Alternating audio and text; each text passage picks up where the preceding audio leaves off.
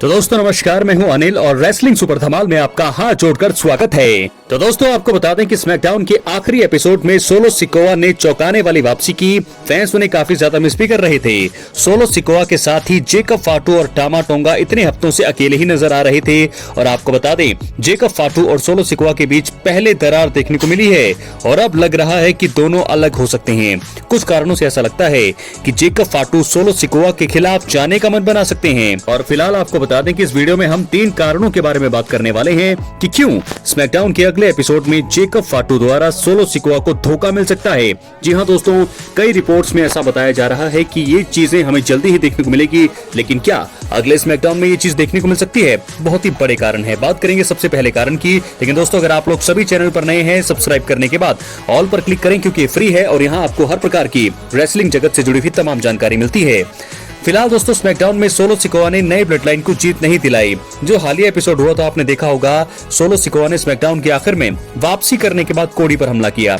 असल में main event में जे उसो और कोडी रोड्स ने टीम बनाकर जेकब फाटू और टामा टोंगा पर हमला किया। इस मुकाबले में कोडी रोड्स और जे की जीत देखने को मिली। इसके बाद सोलो ने एंट्री करी और डब्ल्यूडब्ल्यूई चैंपियन कोडी रोड्स को निशाना बनाया।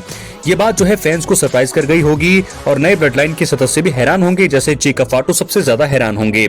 जेकब फाटू को ये बात पसंद नहीं आई होगी क्योंकि उनकी हार के बाद सोलो सिकोआ ने वापसी करी। जेकब फाटू को ये लग सकता है कि अगर सोलो एरिना में थे तो मैच के दौरान उनकी मदद वहां कर सकते थे, लेकिन उन्होंने नए ब्लड लाइन मेंबर्स की हार के बाद उनका इंतजार किया, उसके बाद वो आए। इस वजह से जेकब फाटू को गुस्सा आ सकता है और वो अगले स्मैकडाउन में सोलो को कन्फ्रंट करते हुए उन्हें धोखा दे सकते हैं। मुझे लगता है ये दोस्तों पहला सबसे बड़ा कारण है जिसके चलते, क्योंकि अगर सोलो सिकोआ वहां बिल्डिंग में मौजूद थे तो उनको बीच में उनकी हेल्प करने के लिए आना चाहिए था, उनको जिताने के लिए। जब वो हार गए उसके बाद वो आते हैं तो ये अपना मतलब निकालने की बात है। तो ऐसे में ये मुझे लगता है सबसे बड़ा कारण है। बात करेंगे दूसरे कारण की। दोस्तों वहीं बता दें कि डब्ल्यूडब्ल्यूई सुपरस्टार सोलो सिकोआ ने जेकब फाटू के हाथ से मौका भी छीना है। स्मैकडाउन के एपिसोड में जब जे उसो और कोडी रोड्स आपस में बातचीत कर रहे थे तब उनके सेगमेंट में जेकब फाटू और टामा टोंगा ने दखल दिया और इसी बीच जेकब फाटू ने कहा था कि जे नहीं बल्कि वो परिवार में अनडिस्प्यूटेड डब्ल्यूडब्ल्यूई चैंपियनशिप को वापस लेकर आएंगे। इसके बाद लगा था कि शायद दोनों के बीच कोई मुकाबला देखने को मिलेगा, लेकिन सोलो ने चीजों को बदल दिया। सोलो सिकोआ ने स्मैकडाउन के आखिर में आकर कोडी रोड्स पर हमला कर दिया। अब इन दोनों के बीच मुकाबला देखने को मिल सकता है। ये चीज जेकब फाटू को पसंद नहीं आई होगी क्योंकि वो टाइटल मुकाबला पाने की काफी करीब थे और अब सोलो को ये मौका मिल सकता है। इसी वजह से सोलो सिकोआ को जेकब फाटू स्मैकडाउन के अगले एपिसोड में धोखा दे सकते हैं और अपना गुस्सा निकाल सकते हैं। पहले भी सोलो ने जेकब से एक बार टाइटल मैच पाने का मौका छीना था, अगर आपको याद होगा। बात करेंगे तीसरे और आखिरी कारण का दोस्तों।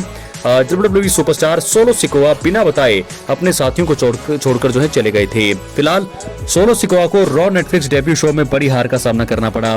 ट्राइबल कॉम्बैट मुकाबले में जेकब फाटू और टामा टोंगा वफादारी दिखाते हुए उनकी मदद करने भी आए, लेकिन नतीजा उनके पक्ष में नहीं रहा। इसके बाद सोलो सिकोआ एकदम चुप हो गए। वो अगले स्मैकडाउन में नजर नहीं आए और बीच में एक शो का हिस्सा बने, लेकिन अपने साथियों को रिंग में अकेला छोड़कर ही वहां से चले गए। ये देखकर जेकब फाटू और टामा टोंगा हैरान थे।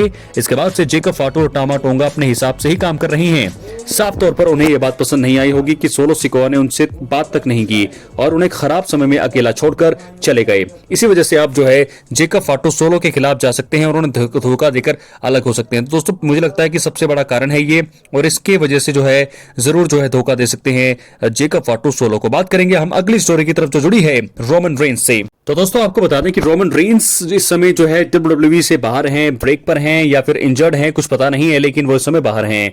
तो ऐसे में बताया जा रहा है कि सेथ रॉलिंस की वजह से जो है वो बाहर हुए हैं और ऐसे में एलिमिनेशन चेंबर में वो वापसी कर सकते हैं या उसके बाद। तो ऐसे में देखना होगा कि क्या एक स्टोरी ये भी बन सकती है कि रोमन रेंस वर्सेस जेकब फाटू मुकाबला हमें रेसलमेनिया में देखने को मिले। जी हां दोस्तों, आप जरूर चौंके होंगे, लेकिन ये चीज भी हो सकती है। रोमन रेंस और जेकब फाटू कई बार रिंग में आमने सामने आए, ज्यादातर जेकब फाटू का ही दबदबा देखने को मिला। फैंस दोनों के बीच सिंगल्स मुकाबले का इंतजार कर रहे हैं, लेकिन मुझे लगता है कि डब्ल्यूडब्ल्यूई ने इसका प्लान जरूर बनाया होगा। रेसलमेनिया 41 में जेकब फाटू और रोमन रेंस के बीच मुकाबला हो सकता है, इसके भी चांसेस हैं। कंपनी द्वारा मेगा इवेंट में इस बड़े मुकाबले के लिए ट्रिगर दबाया जा सकता है। रोमन रेंस इस समय डब्ल्यूडब्ल्यूई से बाहर हैं, वो वापसी के बाद जेकब फाटू को मैच के लिए चुनौती पेश कर सकते हैं और अगर ऐसा हुआ तो फिर फैंस को एक ड्रीम मुकाबला देखने को मिल सकता है। फिलहाल जेकब फाटू और सोलो सिकोआ की राइवलरी मुझे लगता है वो ज्यादा शुरू होगी सबसे पहले, लेकिन रोमन रेंस के बारे में अगर आपको बताऊं, रोमन रेंस इस समय बाहर हैं तो सीएम पंक और सेथ रॉलिंस से ही उनका मुकाबला होगा और ये चीजें मुझे लगता है ये हो सकती है जेकब फॉटू रोमन रेंस का ड्रीम मुकाबला जरूर होगा, वो तय है, लेकिन रेसलमेनिया 41 में नहीं। ये इसके लिए तो बिल्कुल मेरी ना है, ये चीजें रेसलमेनिया 41 में तो नहीं हो सकती है, लेकिन फिर भी थोड़े बहुत चांसेस हैं, थोड़े बहुत मीडिया रिपोर्ट्स में कहा जा रहा है। क्या है आपकी राय, अपने कमेंट बॉक्स में जरूर दें। बहुत बहुत धन्यवाद।